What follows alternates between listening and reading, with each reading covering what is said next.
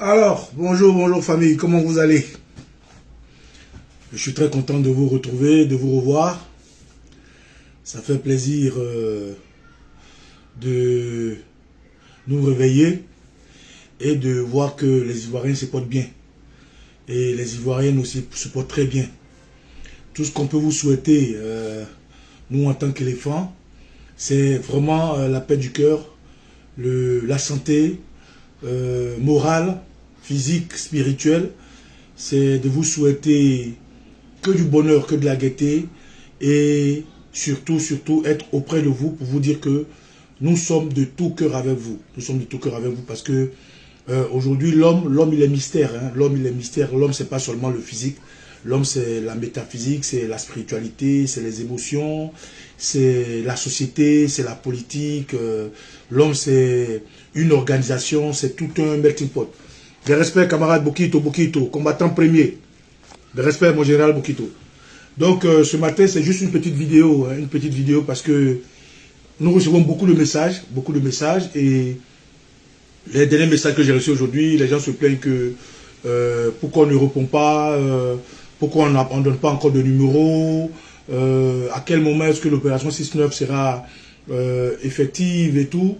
Et c'est pour ça que je fais cette petite vidéo, pour vous dire que d'abord on reçoit tous vos messages, on lit tous les messages, on les lit et nous notons naturellement les noms qui vont avec les messages. Nous notons naturellement aussi les numéros que vous laissez. Et aujourd'hui, comme je vous ai expliqué dans toutes les vidéos que nous avons fait concernant cette opération 6-9, c'est que j'essaie de vous expliquer. Bonjour César Godio, comment tu vas? Ce que j'essaie de vous expliquer, c'est que nous allons suivre les étapes normales. Les étapes normales. Bonjour Ahmed Soro. C'est d'abord expliquer. Il faut qu'on explique c'est quoi notre intention en demandant aux patriotes de s'organiser. C'est quoi notre intention en demandant aux Ivoiriens de se déshabiller de leur parti politique, de se sentir simplement éléphant, de se sentir simplement ivoirien, de se sentir simplement contre Alassane Dramane Ouattara. Ça nous suffit. Ces trois bagous-là nous suffisent pour que ensemble on puisse trier, sortir le vrai de l'ivraie. Ensemble on puisse vraiment mettre la Côte d'Ivoire en avant. Il faut vraiment mettre la Côte d'Ivoire en avant. Comme je disais tantôt, la distance, ce n'est pas un problème. Bonjour, je dis Koyo. La distance, ce n'est pas un problème. Parce que vous savez, le monde, il n'y a rien de nouveau sous les tropiques. Il n'y a rien de nouveau sous les tropiques. Il y a, par exemple, je prends un exemple. Si la distance était un problème, il y a des gens qui construisent des maisons sans être en Côte d'Ivoire. Si la distance était un problème, il y a des gens qui résolvent les problèmes de leurs parents, de leur famille sans être en Côte d'Ivoire. Si la distance était un problème, il y a des gens avec qui vous n'allez pas communiquer si la distance était un problème. Aujourd'hui, le monde est devenu un. Le monde est devenu rapproché. Le monde est devenu multi-structurel. Donc, la distance, par exemple, souvent au départ, pas maintenant, au départ, quand on avait commencé à dire aux Ivoiriens, il faut vous battre, il faut revendiquer, il faut vous mettre ensemble, il faut faire ceci, cela. Les gens disaient, mais venez, on va se mettre, venez passer devant, on va se battre. Mais aujourd'hui, eux-mêmes qui disent, venez, ils sont dans une situation calamiteuse, désastreuse. Ils n'arrivent même pas à mettre la tête dehors. Donc, du coup, ils ont compris que en guerre, il y a plusieurs positionnements. En guerre, tous les soldats ne se mettent pas au front. En guerre, c'est plusieurs étapes, c'est plusieurs stratégies. On n'amène pas tous les soldats, toutes les armes, on ne met pas en place toutes les stratégies. Chacun a sa posture, sa position, et c'est tout ça là qui fait la guerre. Donc aujourd'hui, notre posture de nous battre, d'apporter votre voix sur les réseaux sociaux, c'est notre position dans cette guerre. Aujourd'hui, votre posture à l'intérieur de la Côte d'Ivoire, en aller, en retour, c'est votre posture dans cette guerre. Aujourd'hui, votre démarcation, les informations que vous nous apportez, c'est aussi votre posture dans cette guerre. Donc, ensemble, nous formons un tout. Nous formons un tout pour ceux qui connaissent, l'armée, ou ceux qui aiment même le sport. Regardez par exemple les gens qui aiment le football. Tous les joueurs ne sont pas des attaquants. Tous les joueurs ne sont pas des défenseurs. Tous les joueurs ne sont pas des libéraux. Tous les joueurs ne sont pas des gardiens. Chacun a son poste, chacun a son rôle. Même l'entraîneur, il a son rôle. Même les supporters ont leur rôle. Mais ils ne sont pas tous sur la même ligne de combat. Vous comprenez ce que je veux dire? Donc aujourd'hui, notre position, notre absence au pays n'est pas un handicap. C'est au contraire une force. Parce que nous pouvons galvaniser, nous pouvons apporter des messages, nous pouvons recevoir vos messages, nous pouvons distiller des informations, nous pouvons vous accompagner et vous qui êtes là-bas, vous exécuter. Donc, nous sommes tous dans cette guerre. C'est pour ça que je tiens à vous dire, ne vous fâchez pas, on lit tous vos messages. On lit tous vos messages, je vous ai dit, pour le moment, on ne vous donne pas de numéro parce que, au-delà que nous soyons déjà structurés, il ne faut pas que cette idée, ce nouveau challenge-là soit seulement recroquevillé sur nous-mêmes. Il faut que tout Ivoirien qui se sent patriote, tout Ivoirien qui veut apporter la tontine du 6-9, tout Ivoirien qui veut apporter la pierre à l'édifice de ce que nous allons construire, cet Ivoirien se sente à l'aise avec. C'est pour ça que nous avons d'abord commencé à donner des informations. C'est pour ça que je fais la sensibilisation, j'explique, je réexplique, je trouve des thèmes, je débat, je vous explique. Pour que une bonne fois le message est passé, nous allons passer à la deuxième étape. La deuxième étape sera la tontine, naturellement. Nous allons souhaiter que les Ivoiriens contribuent 10 euros, 20 euros, 40 euros, 1000 francs, 2000 francs, 5 pounds, 10 pounds, 5 dollars, 10 dollars, pour que autour de ça, nous puissions financer ceux qui sont en posture première, c'est-à-dire en Côte d'Ivoire, qui sont bien organisés, bien structurés et qui sont des vrais patriotes, qui sont prêts. Moi, je dis toujours, quand je dis, mes parents m'appellent, ils me disent, mais pourquoi tu dis des choses comme ça? Je dis, mais oui, moi, je n'ai rien à perdre. Mais qu'est-ce que j'ai à perdre quand dans mon pays, un Burkinabé et sa femme algérienne se sont accaparés de toutes les terres? Qu'est-ce que j'ai à perdre? Qu'est-ce que j'ai à perdre que dans mon pays, une structure off Côte d'Ivoire, outre Côte d'Ivoire, depuis la France, l'OTAN, comment dirais-je, l'ONU et tout ce qui va avec, paupérise mon peuple et veut les réduire à l'esclavage? Qu'est-ce que j'ai à perdre? J'ai quoi à perdre? Qu'est-ce que j'ai à perdre de ne pas pouvoir aller enterrer mes parents quand ils meurent? Comme beaucoup d'Ivoiriens d'ailleurs. Qu'est-ce que j'ai à perdre à ne pas être aux côtés de mes parents au pays, quand il y a des fêtes de génération, quand il y a des fêtes où nous devons être là pour montrer aux jeunes comment ça se fait? Qu'est-ce que j'ai à perdre? Qu'est-ce que j'ai à perdre de ne pas pouvoir aller faire mon restaurant, aller construire, aller faire ceci? Qu'est-ce que je n'ai rien à perdre, moi. Tout ça, je dis, c'est mes parents qui ont quelque chose à perdre, parce que si aujourd'hui je touche bois et m'arrive malheur, c'est mon fils qui va pleurer. C'est peut-être madame qui va pleurer. C'est peut-être mon papa ou ma maman qui vont pleurer. C'est mes frères qui vont pleurer. Ils vont perdre un fils qui pourrait se soustraire de ça. Mais je dis non. La Côte d'Ivoire est au-dessus de tout. Je ne suis pas le seul. Il y a beaucoup de nos grands-parents, nos aïeux. Bonjour, maman Yaba, Geneviève Blé. Bonjour, idéologie politique de Lambagbo. Camarade, comment tu vas, mes respects? Aujourd'hui, il y a nos grands-parents. Ils se sont battus. Ils se sont battus. La Côte d'Ivoire contre aujourd'hui, là, c'est des combats des gens. C'est des gens qui sont battus des années avant nous. Hein? Donc aujourd'hui, là, moi, Papa Nicolas, je n'ai vraiment rien à perdre. Rien à perdre. C'est pour ça que dans cette structuration, je dis, je suis la seule face, le seul visage. Tous mes amis qui sont dans la position stratégique, naturellement, pour des raisons techniques et des raisons professionnelles, ont tel leur nom, ont tel leur visage, mais il faut que vous compreniez que nous faisons un travail pyramidal. Il y a le sommet jusqu'à la base. Il y a les côtés jusqu'aux faces. Donc, camarades, tout Ivoirien qui se sent patriote, qu'il soit PPACI, GPS, COGEP, MGC, Leader, URD, de la société civile, ou quand il vient, il nous dit, allô, va Nicolo, ou bien laissez ça, il n'a qu'à être sûr qu'on n'a rien à foutre de son parti politique. On n'a vraiment rien à foutre parce que nous allons démarquer des partis politiques pour des raisons que je vous ai expliquées dans la dernière vidéo. Je vous ai dit, quelqu'un m'a demandé, Papa Nicolo, mais pourquoi c'est maintenant que tu mets ça en place? Je lui ai dit non. Nous, on était déjà engagés depuis 2020. On a le Vatican qui existe. On a les enfants de cœur qui existent. Bonjour le boyon Fabrice, les fonds. Il y a le Vatican qui existe. Les enfants de cœur sont structurés, qui existent. Ça, c'est des groupes que nous avons formés, avec lesquels nous avons travaillé et qui ont été entretenus par nous. Il y a aussi des camarades qui nous ont approchés pour nous dire, écoutez, Papa Nicolo, nous sommes structurés, nous sommes de telle ville, nous sommes de tel village. Donc, c'est tout ça là qu'aujourd'hui, on a décidé de voir que, puisque les politiques, avec l'avènement du PPACI, a commencé à animer la société politique aujourd'hui, tous les débats que vous voyez sur les plateaux, c'est parce que le président Laurent Gbagbo is back. Avant qu'il devienne, il n'y avait pas de débat. Donc, eux aussi, ils travaillent. Mais quand nous voyons, nous appelons à l'unité, nous appelons à l'union pour faire une force de combat.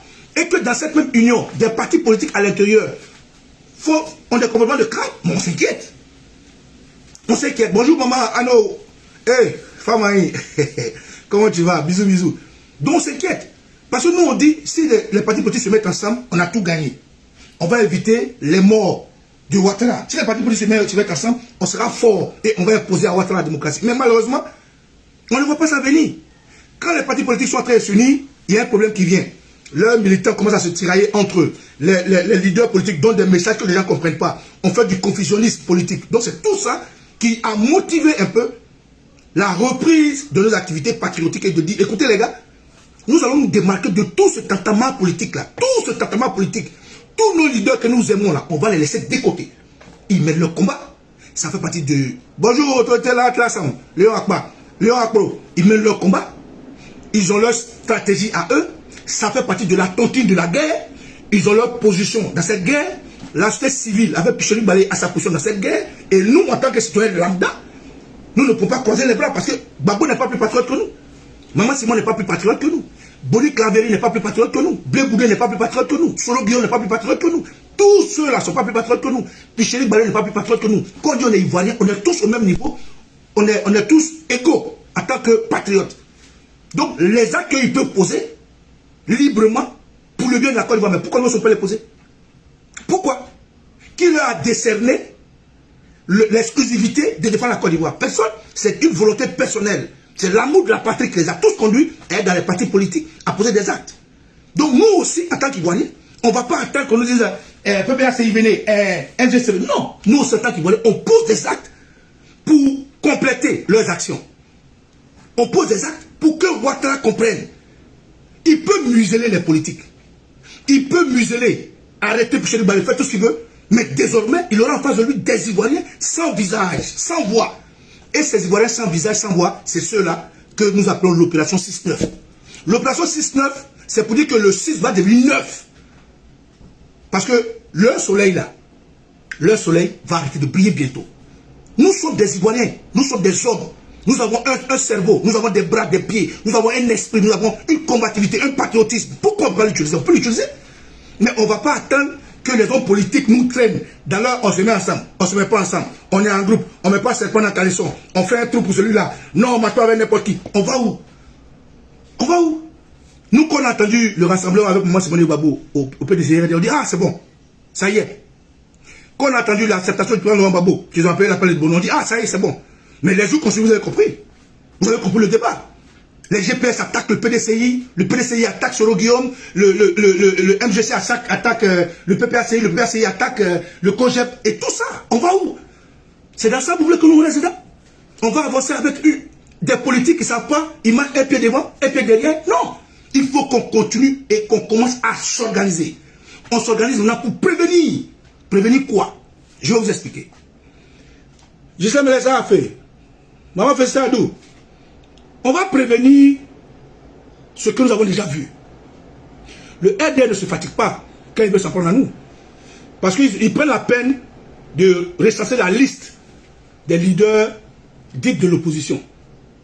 Ils prennent la peine de visiter nos maisons, nos quartiers, nos groupes. Ils prennent la peine de corrompre beaucoup. Et quand Ouattara veut mettre en place un passage en force, on libère les microbes avec des armes blanches qui s'arrêtent à des carrefours ou qui vont intimider les leaders politiques pour que Ouattara passe en force. Mais c'est la même stratégie que nous allons faire. C'est pas compliqué, c'est la même chose. Plus que il faut, ça marche. Les mamans qui étaient à Tchébissou ou bien à Tchébissou ou à Sakassou qui sont allées tuer, brûler là, elles avaient quoi à voir dedans? Qu'est-ce qu'elles apportent pour empêcher Ouattara de faire travail? Mais on les a brûlés. Vous vous rappelez pas? En 2020, la maman et puis son mari, la famille, ils ont brûlé là. Le petit qu'ils ont décapité à Daouko là. Quelle menace il représentait? Mais ils l'ont décapité.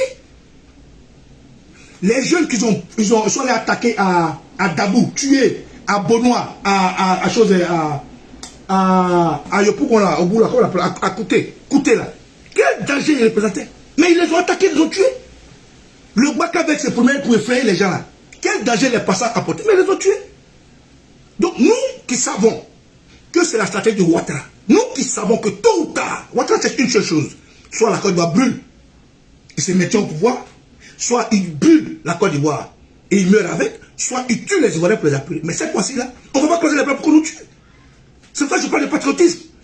Parce que le patriote c'est celui qui aime son pays au-dessus de sa vie. Et moi j'ai mon pays au-dessus de ma vie. Moi, Sommet Baba Nicolo, envoie ton fils pour que Ouattara passe. J'envoie mon fils. Parce que des gens sont sacrifiés pour moi. Moi, je n'ai rien à perdre. Mais l'espère général d'eau. Donc, camarades, nous allons nous organiser. Je fais cette vidéo pour dire à tous ceux qui nous envoient des messages que si on ne répond pas, sachez qu'on prend note. On note tout. Nous prenons juste exemple de nos errements passés. Hier, en 2020, on a fait beaucoup d'erreurs. Dans notre organisation, dans la communication, c'est vrai. Nous, on a atteint notre objectif en réalisant ce que nous avons réalisé, en faisant tomber les bois, en poussant Ouattara à devenir violent et tout. On l'a fait. Mais est-ce que l'objectif général a été atteint? Non. Puisque Ouattara est encore au pouvoir. Donc il faut qu'aujourd'hui, là, nous aussi on anticipe. Ce n'est pas l'homme qui tue l'homme. Ce n'est pas l'homme qui attaque machette. Ce n'est pas l'homme qui informe l'homme. Ce n'est pas l'homme qui effraie l'homme. On n'est pas des hommes. Voilà ce que je dis. Donc, ne vous fâchez pas si on ne répond pas. Continuez d'écrire. Sur le mur, au Kozo Baba Nicolo 2, au Kozo Baba Nicolo 3, il y a un numéro de téléphone. Allez-y, vous regardez le WhatsApp. Envoyez-moi juste un message dans le numéro de téléphone. Ou bien, à chaque vidéo, vous laissez des commentaires. Ces commentaires-là, nous recensons les noms. Ou bien, vous allez inbox, vous écrivez le message. Nous faisons ce qu'on appelle aujourd'hui la sensibilisation. J'explique. On va se donner le temps d'expliquer. Après la sensibilisation, nous allons commencer à contacter tous les numéros que nous avons recensés.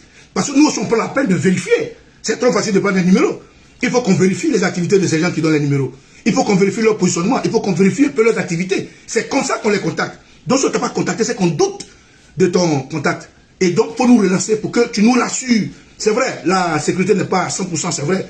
On prend des risques et ces risques-là, nous prenons juste le temps de tamiser. Donc, j'invite tous les Ivoiriens à se préparer. Nous allons, les gars du RDR, ce n'est pas les stratégies, ils vivent parmi nous. Ils vivent parmi nous. C'est nos soeurs là, ils graissent. Mais si nos soeurs là, elles sont avec nous, elles vont donner leur positionnement. Ils seront zigouillés, ils seront matés. Ils seront neutralisés. C'est nos soeurs, elles, leurs soeurs, ils sautent. C'est avec nos petites soeurs, nos petits frères, ils sautent. Pour ceux qui sont les Woubi et autres. C'est dans nos quartiers, ils habitent. C'est dans nos banques qu'ils viennent retirer l'argent. C'est sur notre goudron, ils tournent dans leur voiture. Leur société, c'est en Côte d'Ivoire. C'est dans nos avions, ils se promènent. Donc, forcément, il y a quelqu'un qui connaît quelqu'un, qui connaît quelqu'un, qui connaît quelqu'un. Donc, nous tous, on va les localiser. On va localiser leur maison. On va prendre leurs habitudes. On va localiser leur business. On va prendre un peu leur mouvement. Et tout ça, au moins opportun, nous allons financer tous les groupes qui sont bien structurés. Pour montrer à Santa Ouattara, il peut museler les politiques, il peut les diviser. Il peut arrêter Chéri Balé, faire ce qu'il en veut, comme il a l'habitude de le faire. Mais les sans-voix et les sans-visages vont être lui un problème. Lorsque Ouattara va tirer la première balle, il y a un RDR qui va tomber. On ne va plus trop s'amuser encore avec les innocents. Lorsque Ouattara fait tomber un leader politique, il y a un leader politique de Ouattara qui va tomber. Nous allons commencer à nous traquer.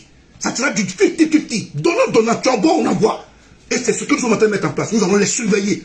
Nous allons les recenser. Nous allons recenser leurs faits et gestes. Nous allons leur montrer que la Côte d'Ivoire, là, ils ne sont pas les seuls violents.